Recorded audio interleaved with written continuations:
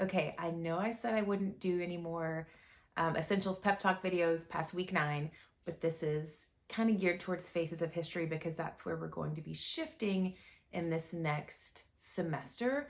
And I want you to be able to wisely use your time over that big chunk of Christmas break to work smarter and not harder to make progress without stress. So, first, I'm going to show you our finished project. Now, you guys know I'm a type A nerd and binders make me happy. Don't do this unless you want to do this. But this was Asher's from last year, okay? He was super excited about all his hard work.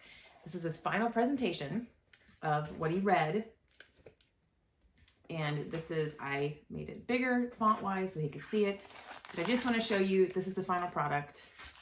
If it were size 12, it would be, not as many pages. That's what we're going for. So here's what I did.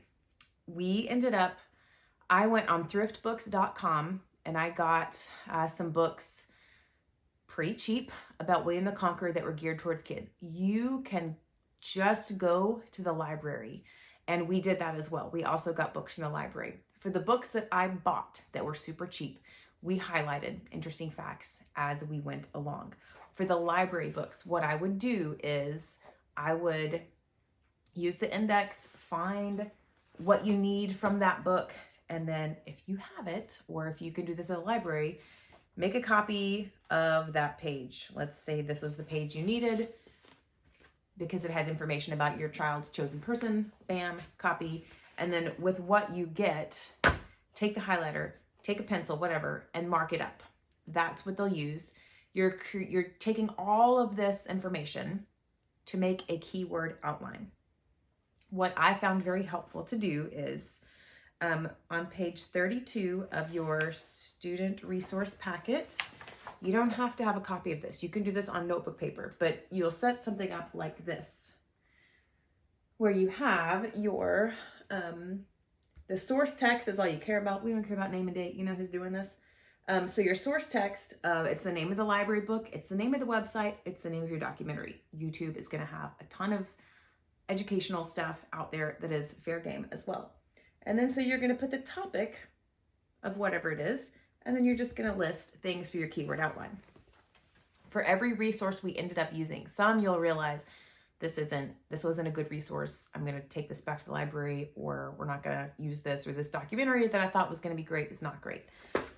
Don't worry about those. But for the ones that you realize this is a good source, I got this off of teacherspayteachers.com. It was super cheap. I want to say like 99 cents. You don't have to buy it. If you want a copy, I will hook you up with copies. But it is a fill in the blank, works cited page bibliography. So for every book that I knew this is going to be one we need, you're going to have to cite your sources as you write a paper. So don't wait till the end when, I've turned that library book back into the library. Once you know it's a valid source, you're going to put the author's last name, first name, full title of the book, publisher city, publishing company, year published, and medium of source, which means it's a print source. Fill in as much as you can based on the title page and the front of that library book. If you are watching a documentary, you can fill in as much as you can find for that information. There's a whole separate way to cite a documentary source. Guess what? They're 9 years old. This will be fine. You're welcome to research that if you want, but I'm just saying don't lose sleep over it. This is from a website. So if you're finding information from a website, it tells you what to put in the website title, the website, the date that it was updated, the medium of source. You would write web, and then the date accessed. So everything that you need to know is on the bibliography instructions. I had one of these for each of the sources that were valid that we actually used. And so I would keep a running tab of a keyword outline based on what we read together, what was valid information, or if it was a documentary we watched. And when Asher said, that's interesting, I want that in my paper, I would pause. And then I was still scribing for him when we did this last year. He would tell me what he wanted, and then I would copy it down on his keyword outline. Your kid is fully able to handwrite and do everything on their own. If you want to let them, fantastic. If you are still in a partnership side by side, I 100% support you. This is very valid. Watch the documentary with them, and then have them tell you, that's what I want in my paper.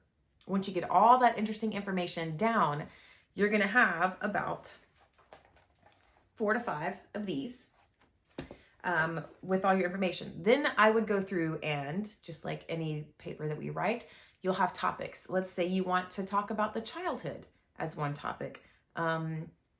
What they did, or why they did what they did, or whatever it was that was important, and then the lasting effects of history. You get to pick, your kid gets to pick the 3 topics, or whatever, maybe they want to do 4 of the most important. So I would say we're going to highlight everything in our keyword outline that pertains to childhood in green. Let's take a green highlighter, and we're going to go through all of these that we filled out, our keyword outlines that we've made.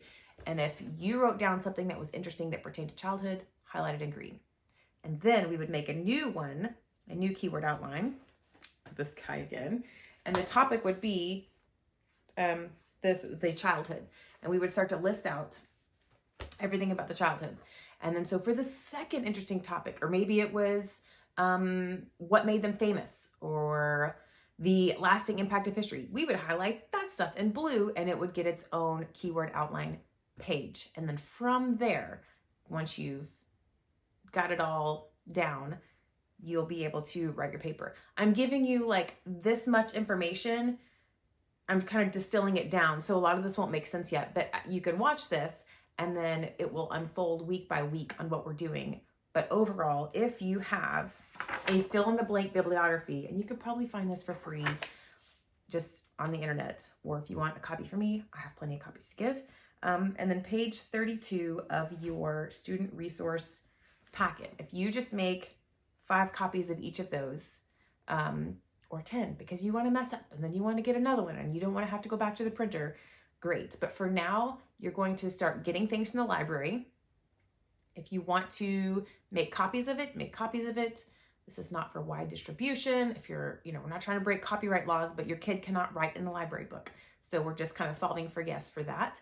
Thriftbooks.com, eBay tends to be okay, but I really like Thrift Books to get really cheap books about these not obscure history topics. I hope that they're not very obscure for you. But when we own the book, it allows us to make notes in it easier. So this may seem like a whole lot of information, but I just want you to have a small handle on Faces of History early on. Let me know if I can help.